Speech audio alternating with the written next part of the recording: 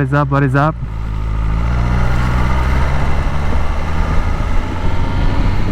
Welcome to the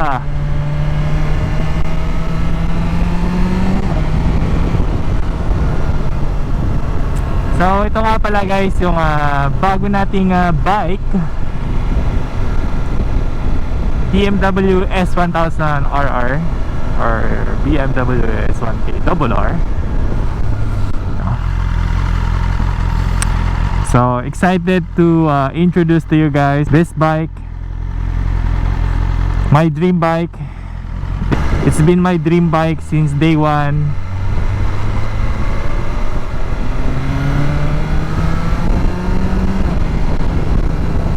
And finally nandito na, nakuha na. So low fuel tayo, no? Hindi nyo makita yung gauge natin, yung TFT display natin, but soon makikita nyo rin.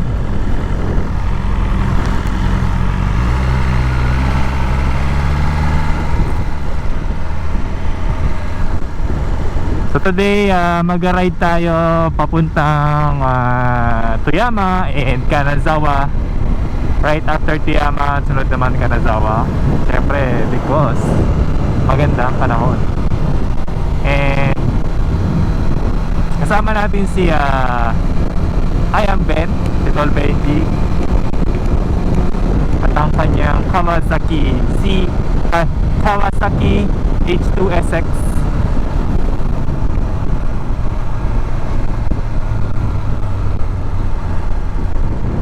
So mi-meet up natin siya right after ko magpagas.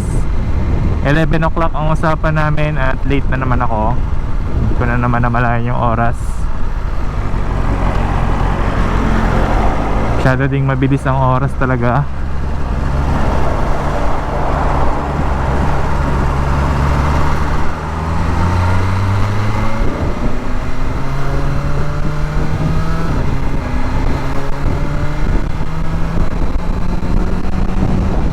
So finally i-introduce ko na ang aking bagong bike dito sa channel. At sobrang nakaka-hype. 2024, new bike, new content, new opportunities.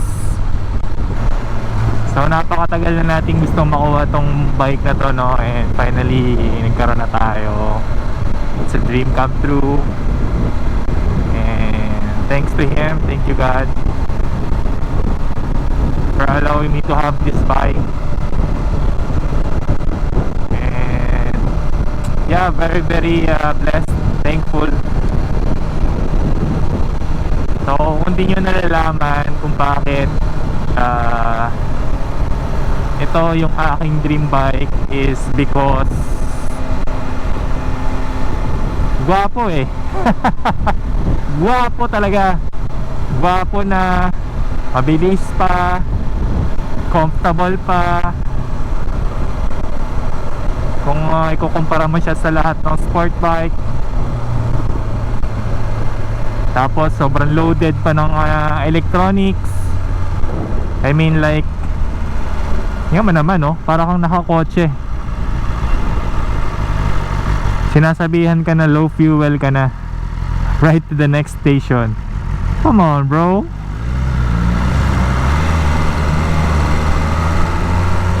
And nga nakalagay dyan, no? 44 kilometers left sa tank natin. So hahanap po na tayo ng gas station. After nun, punta tayo sa meet up place natin kay I'm Ben. So dati tayong naka-naked. Well, dati rin naman tayo naka-sport. So riding a sport bike is not a first experience for me. Dahil ang una nating naging super bike is Ninja ZX6R 636 Kawasaki sport bike. Kaya hindi na tayo bago sa riding position, Hindi na tayo bago sa feel ng sport bike. So, pero although masasabi ko na mas ano pa rin tong S1KRR, mas komportable pa rin siyang i-drive, or mas komportable yung body position para sa akin compare ko sa Ninja ko. So, pagas muna tayo. Ayan o, kitang-kita nyo, punong-puno yan. Busog na busog yan.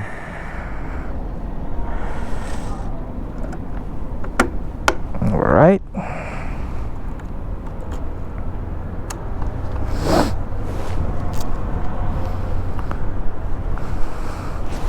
₱2,000.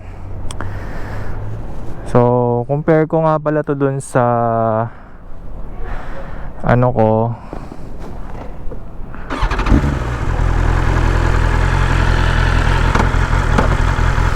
yan na, maakyat na. So, compare ko nga pala dun sa gas capacity nung MT-10 ko, parang mas madami yun eh.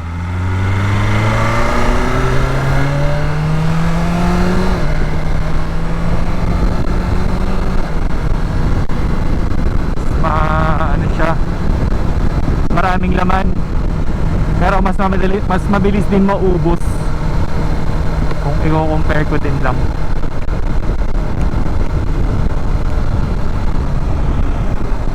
So hopefully nandito na si Tol Benji, at hopefully sana hindi naman siya magalit dahil ako'y late na. Ayun na, late na ako. Sorry bro, I'm so sorry bro, I'm so late.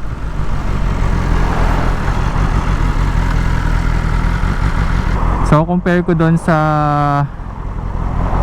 ano, sa dati ko, yung MT-10 ko na naked bike is sobrang lakas talaga sa gasolina nun, no? Talagang lumalaklak ng gasolina to. Ay, hindi pala ito. Sobrang lumalaklak ng gasolina yung MT-10 ko.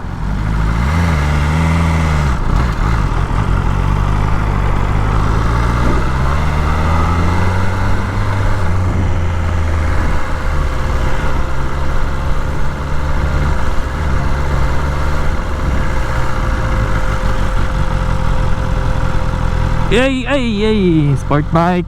Ang hirap iliko.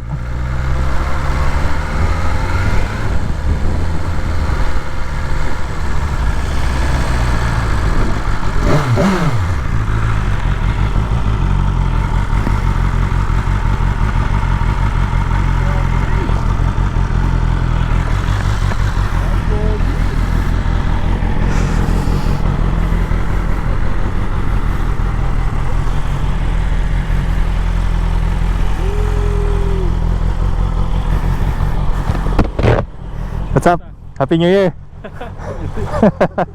Sorry, late ako. Grabe, hindi ko napapansin yung oras. Ang bilis. Ito, ang layo. Bakit Ha? 24 minutes? Sa? Ang layo, 24 minutes. Dali sa bahay. Sa medyo unahan. 10 minutes lang, hindi ko na. Medyo unahan pa kasi ito eh.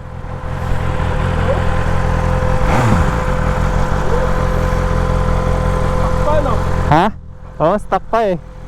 Masakay. Sige, dozo. Harap ko ito eh.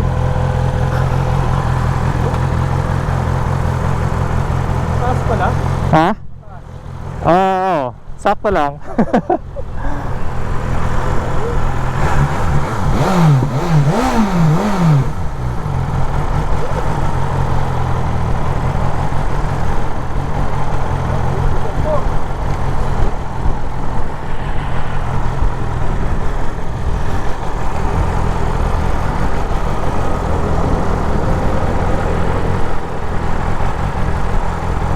Yan. Ha? Palitan na ng type. Oo, palitan natin yan. Pero yun nga lang, eto kasi isang buo yan hanggang dito. So bali dalawa lang sila. Hindi katulad ng 6R ko dati, pwede mong palitan yung gitna. So medyo may kamahalan kasi simula head Full system. Oo, full system talaga. Saka wala din kung pipe lang papalitan mo. Oo, parang gano'n na nga. Ganun pa rin talaga. Oo, ganun pa rin. Kasi nandito pa rin to sa gitna eh. Kaya baka matagal-tagal pa.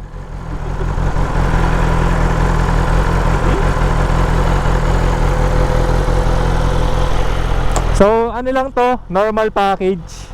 Wala siya yung ano, DDC. Suspension. Oo, electronic. Wala rin siyang cruise control. Ah, wala? Wala. Ah, wala. Oh. Oo. Ito yung normal package eh.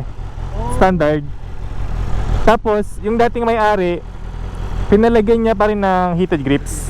Oo. Tapos, nagpalagay din siya ng Riding Pro modes. Ah, meron. Race. Oo. Yung may Race Pro 1 hanggang 3, nagpalagay siya nun. Pinili niya lang pala. Oo. Ang hindi niya pinalagay is yung suspension, electronic, tsaka yung cruise control. Brake yun, hindi pa naka-Brembo. Yung ano talaga nila wala na sa front. Sa front wala na. Sa likod lang. Oo. Oo.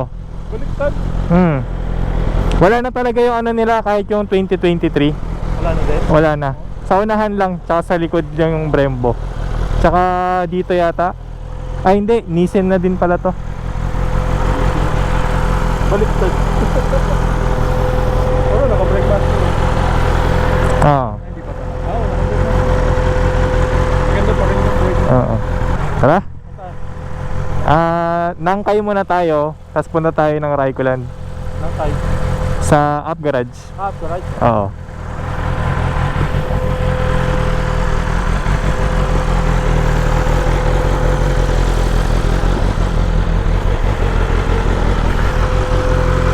Alright.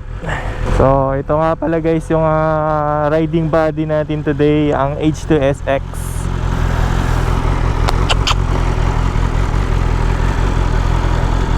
Liter bike.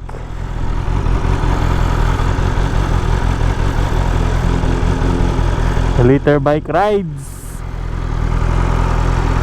Siyempre hindi natin palalampasin ng magandang panahon. Oh, ganda pa ng background natin, oh.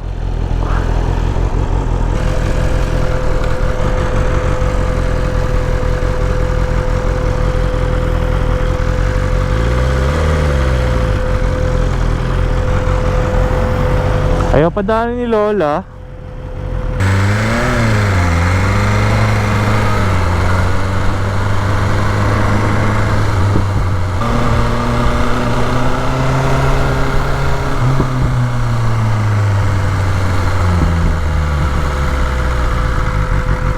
So punta muna tayo dun sa Nangkay or sa dun sa Up Garage. First destination natin sa Nangkay.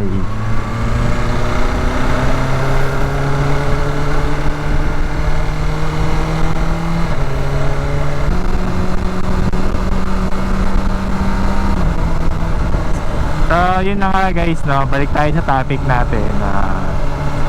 So narinig nyo naman kanina na normal package nga to, kung ano yung mga feature nito bike na to.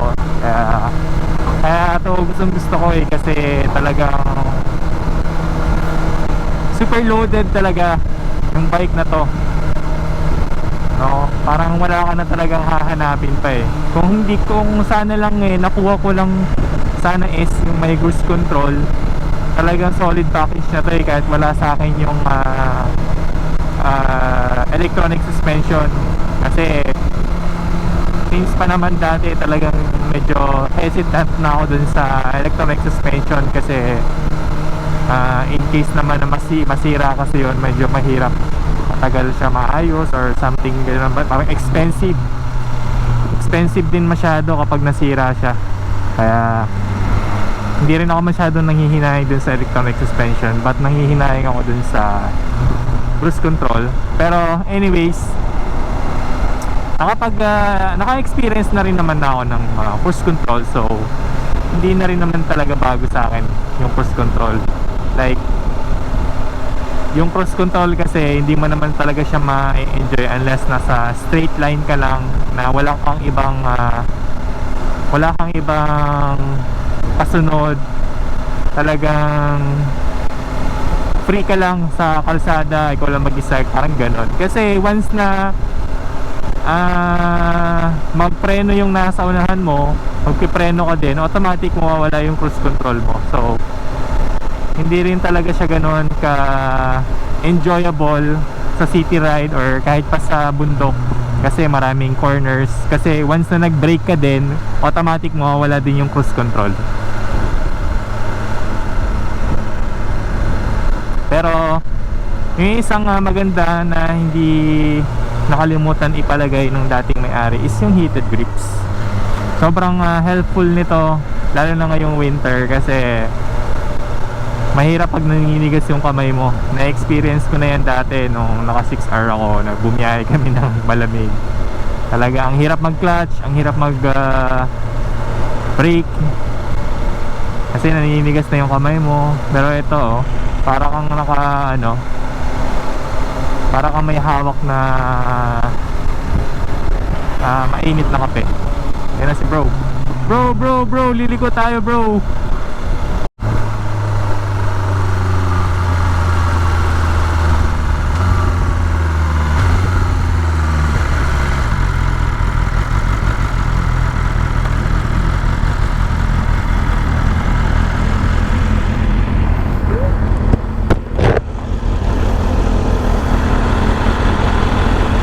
Pakita ko yan. Ha? Pakita ka. Walang black. Ha? Walang black. Ang kumuha ka. Walang? Walang color black. Wala eh. Actually, nung time kasi na binibenta ko talaga yung binibenta ko talaga yung MT-10 ko, timing lang na meron silang stock na ganito. Pero nung nagpahanap ako ng ibang unit, wala sila talaga. Ang meron kasi ang gusto ko talaga yung color is yung blue. Tapos ang available lang na blue is yung lumang model. Oo. Kaya yung 2018. Oo.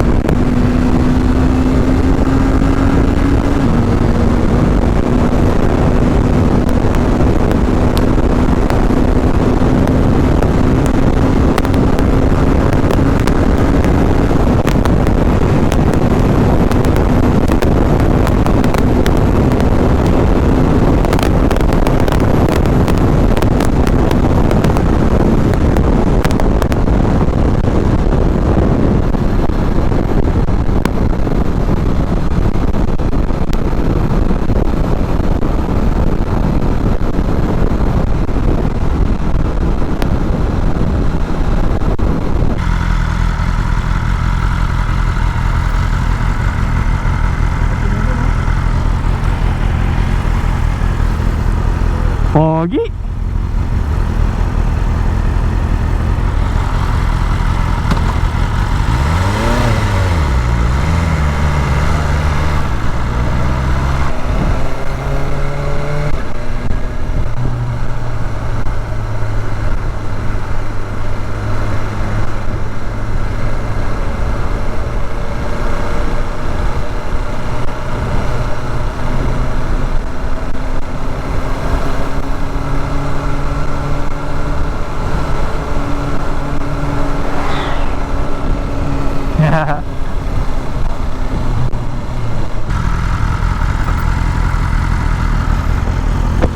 Daan tayo ng daan tayo ng Red Baron saglit dito sa pinagkunan ko. May tatanong lang ako sa kanila. Hindi kasi ang rev ko hindi lumalampas ng 8,000. Yung red? Oo. Parang hindi siya naka-unlock. Yung rev limiter niya naka 8,000 RPM a day lang. Tingnan mo. Ay, hindi lumatagal? Hindi. Oo. Kaya tatanong ko kung kaya ba nilang i-unlock o sa BMW ako pupunta. Kasi yung mga gano'n, naka-unlock yan eh. Oo, dapat naka-unlock eh. Ang Ano natin ang puno? 13 na. 30 na. Baka hindi binalik nung dating may-ari sa service.